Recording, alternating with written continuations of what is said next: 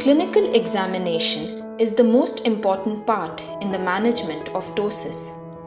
A good history and evaluation of a patient in the clinic can give us essential information on type of ptosis, degree of severity, any complicating factors, the type of surgery and the amount of correction desired, safety of the surgery, and the expected outcome.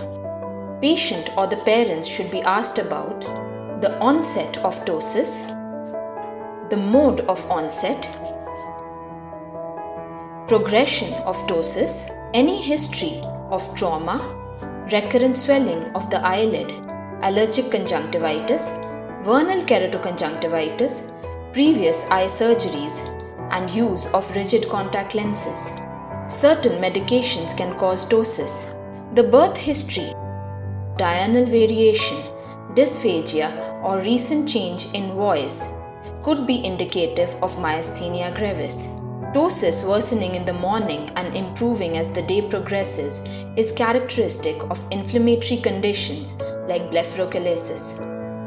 Family history may be positive in patients with BPES. Old photographs are useful in identifying the age of onset and variability of ptosis. The examination of a patient should include the following. The visual acuity should be assessed by age-appropriate methods. Ptosis can cause amblyopia due to astigmatism, strabismus, or form deprivation. Pigmentary retinopathy can be found in patients with chronic progressive external ophthalmoplegia. Visual fields should be done to document peripheral and superior field restriction. Laterality of ptosis, facial asymmetry, any abnormal head posture, chin elevation, and frontalis overaction, facial dysmorphism in patients with BPES. Skin quality should be assessed in dermatochalasis, blepharochalasis, and scars, prolapsed lacrimal gland, floppy eyelids, and rounding of the lateral canthus, brow ptosis, lash ptosis, mechanical causes of ptosis, strabismus or enophthalmos with resultant pseudotosis, extraocular movements, tear function tests, and corneal sensations. We will now describe the different measurements to be taken in a patient with ptosis.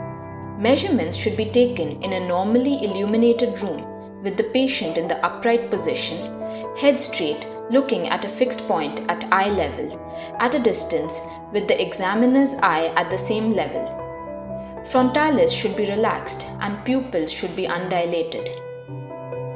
The palpebral fissure height is measured in line with the pupil in primary, up and down gaze.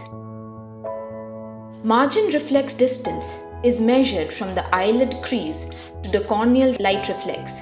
MRD1 is the margin reflex distance from the upper lid. MRD2 is the distance measured from the lower lid. MRD3 is the distance from the upper lid in up gaze to the ocular reflex. This was described by Putterman. Based on MRD1, ptosis can be classified as mild, moderate, and severe. Clinically, the amount of ptosis can be graded by a method described by Beard. Margin crease distance is measured by asking the patient to look down and then slowly look up till the first prominent crease just appears on the skin of the upper eyelid. Lid crease is displaced upwards when LPS aponeurosis is disinserted. It is faint or absent in cases of congenital ptosis. Levator action should be tested by measuring the excursion of the upper lid from extreme down gaze to extreme up gaze with the frontalis negated. LPS excursion has been graded by Beard into the following severity. LPS action not only determines the type of surgery to be done, but also the amount of ptosis to be corrected without causing over or undercorrection.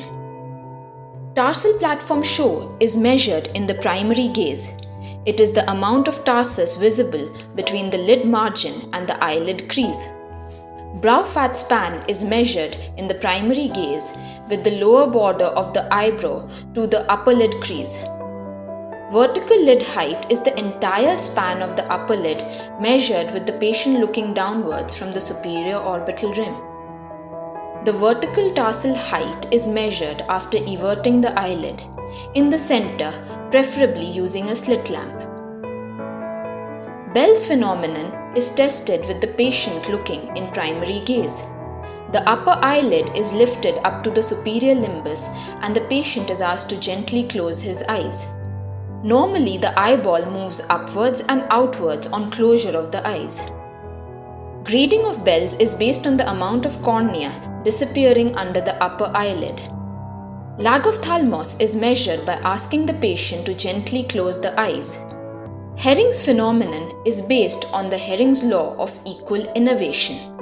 When the ptotic eyelid is manually lifted to the superior limbus, the eyelid of the other eye droops. The chances of ptosis becoming apparent in the seemingly normal eye should be explained to the patient. Frontalis action is tested by asking the patient to elevate the eyebrows as much as possible in the primary gaze. Patients with poor frontalis action will not benefit with a tarsofrontalis sling.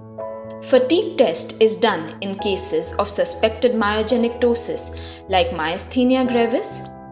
There are two ways of doing the test.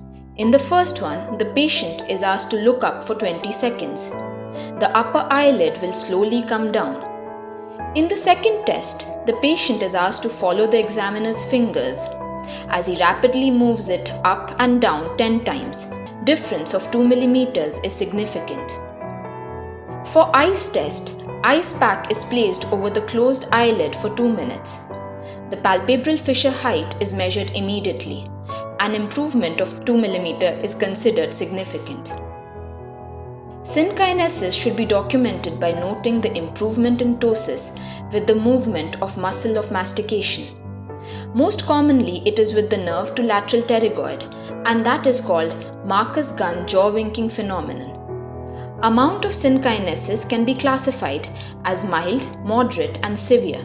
Synkinesis can be graded clinically based on the improvement in position of the ptotic eyelid. Every case of ptosis is challenging and different from the other. It must be tackled individually.